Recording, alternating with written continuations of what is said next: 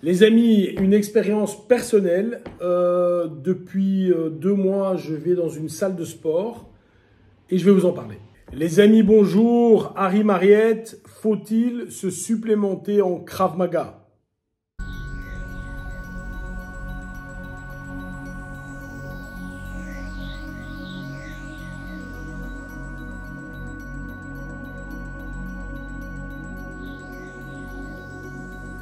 En complément du Krav Maga, je fais de la musculation.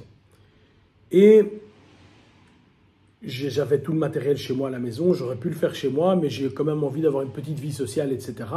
Également, tout ce qui est matériel pour les jambes, c'est pas optimum chez moi, évidemment. Donc, je préfère aller dans une salle. Alors, je me suis inscrit dans un club un petit peu select près de chez moi, un truc assez bien. Et ce qui me permet de rencontrer des gens, de profiter. Il y a des installations, sauna, hammam, etc. Donc, c'est très, très chouette. Et il y a une remarque que je me fais, mais chaque fois que je vais m'entraîner. Et la remarque est la suivante. Les gens ne savent pas ce qu'ils font. Si tu veux t'entraîner, il y a 2 façons de t'entraîner. Au départ, que tu ailles de machine en machine. Non, je vais dire ça autrement, parce que ça, c'est d'office stupide. Que tu ailles de groupe musculaire en groupe musculaire, ok, tu ne connais pas, ton corps doit commencer, ok, je veux bien l'admettre. Donc au départ, tu travailles tous les muscles de ton corps, je l'admets. Tu fasses 1 ou 2 séries de chaque exercice, je l'admets aussi. Maintenant, ce que je vois de manière récurrente, sans être un professionnel du bodybuilding, pas du tout, hein, c'est pas du tout mon, ou du fitness, c'est pas du tout mon business et c'est pas là où je suis fort. Je vois quelqu'un qui va à la machine A, il fait le dos par exemple, il tire, il est nullement fatigué, il ne fait nullement des efforts, il fait des mouvements mais il fait pas d'efforts. Ok, il fait une série de 10, de 12, de 15, peu importe. Puis de là, il va à la machine aux pectoraux, même chose. Puis il va à la machine des jambes. Puis à la machine des jambes, il va à la machine des épaules. Puis à la machine des épaules, il va pour les biceps. Puis il va pour... Enfin bref, il n'y a aucun ordre, on ne fait rien. Alors, simplement pour te dire des choses simples. Si tu fais des mouvements, tu marches depuis que tu es né, ce n'est pas pour ça que tu as des jambes hyper musclées. D'accord ? C'est pas parce que tu marches depuis des années que tu es capable de courir 500 mètres à une super grande vitesse.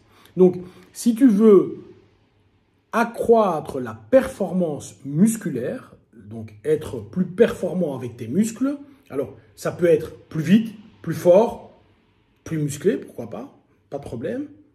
Il faut que tes muscles soient soumis à un effort. Que tes muscles soient à un moment dedans. Tu peux faire du sport, tu peux par exemple faire du Krav Maga ou du karaté ou du taekwondo ou peu importe, ou même de la boxe. Peu de gens vont arriver, ou du football, je prends l'exemple du football parce que c'est un exemple qui est très clair pour moi. Si vous voyez les gens qui faisaient du football dans les années 80, ils étaient gros comme ça. Maintenant, évidemment, les gens qui font du foot font en plus de la musculation et on a des mecs comme Cristiano Ronaldo qui sont taillés dans le marbre. Donc ici, la solution que tu dois avoir lorsque tu vas t'entraîner, elle est relativement simple. Je passe sur la phase où tu es débutant, les 2-3 mois où tu as simplement senti ton corps travailler, ça je le passe et on imagine que c'est fait. Il y a 2 solutions, 3 solutions, mais 2 solutions qui sont reines si tu veux bien t'entraîner. La première, tu prends un coach, un bon coach. La première chose, c'est de regarder comment il est lui. Si ton coach il est comme ça, ne le prends pas. Ne le prends pas. Et encore une fois, si tu es un mec de 100 kg et que le coach est une bonne femme de 50 kg, ne le prends pas non plus. Et inversement. Première chose, tu prends un coach qui, lui, son travail va être de gentiment, 1, t'apprendre à utiliser les machines, bien sûr. 2, t'apprendre les différentes synergies musculaires. 3, t'expliquer l'ordre dans lequel il faudrait idéalement travailler. Et 4, c'est pas accessoire, qui va un petit peu te pousser à te dépasser. Il y a une deuxième solution qui est très facile que j'utilise.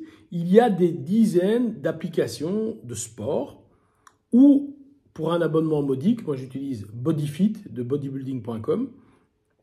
Je ne suis pas du tout payé pour le dire. Ça coûte 55 € par an, donc c'est pas énorme. Et tu suis un programme. Il te dit quoi faire.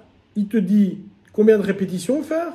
Il te dit quel repos faire. Et il te montre même la vidéo de l'exercice au cas où tu te dis, tiens, j'aurais pas bien compris. Alors, pourquoi suivre un programme? Parce que si je m'écoute, il y a des exercices que je vais préférer et donc je vais avoir tendance à les répéter plus que d'autres. Et alors, tu commences à créer des déséquilibres. Tu as les pectoraux, imaginons que ce soit les pectoraux.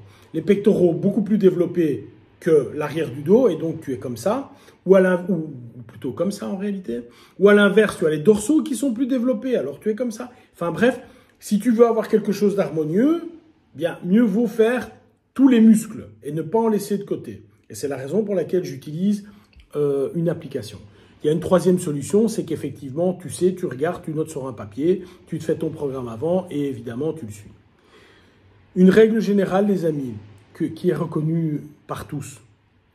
Tu travailles, je donne un exemple, les pectoraux, tu fais 3 ou 4 exercices avec 3 ou 4 séries chacun. Et chaque exercice, à la 8e, 9e et 10e répétition, tu as dur. Très dur. 3 ou 4 exercices pour les pectoraux. Tu fais 3 ou 4 séries. Et à la 8, 9 et 10e répétition, tu as dur. Chaque fois avec un temps de repos aux alentours de la minute 30, c'est parfait. Ensuite, tu fais les triceps. Pourquoi? Parce que quand tu as fait les pecs, les triceps ont déjà été engagés. Donc, pectoraux, triceps. Pectoraux, le muscle est plus petit. Je fais par exemple 2 à 3 exercices de triceps avec 3 exercices, 3 séries chaque fois dans chacun des exercices. Même travail, 8, 9, 10, ça doit être dur. Ensuite, je vais aller travailler les dorsaux et les biceps. Il y a encore une connexion entre le dorsal et le biceps. Même chose, 3-4 séries de 3-4 exercices, excusez-moi, avec systématiquement 3-4 séries, 8, 9, 10, ça doit être dur. Et puis tu fais les biceps, 2 à 3 exercices. Tu fais les jambes et les abdos, en tout cas c'est ce que je fais, ou tu fais les jambes tout court, point. Et je fais les épaules et les abdos. Et en une semaine, j'ai travaillé tous les muscles que je devais travailler. Je travaille mes muscles à fond. Quand je sors de là, je suis réellement fatigué musculairement, une fois par semaine. Pourquoi une fois par semaine? Parce que je ne suis pas dopé, je ne prends pas des produits, etc. Et ma faculté de récupération n'est pas aussi bonne que si j'avais 20 ans, par exemple. En faisant cela, normalement, tu vas acquérir une croissance musculaire et tu vas acquérir un physique qui est OK. Bon, moi, je ne suis plus du tout dans les canons de beauté, je ne suis pas un bodybuilder, etc. Mais j'ai 52 ans. Quand je vois mon body par rapport à d'autres, je me dis ça va, quoi. Voilà, je me dis que ça va. OK, les gars? Bye bye.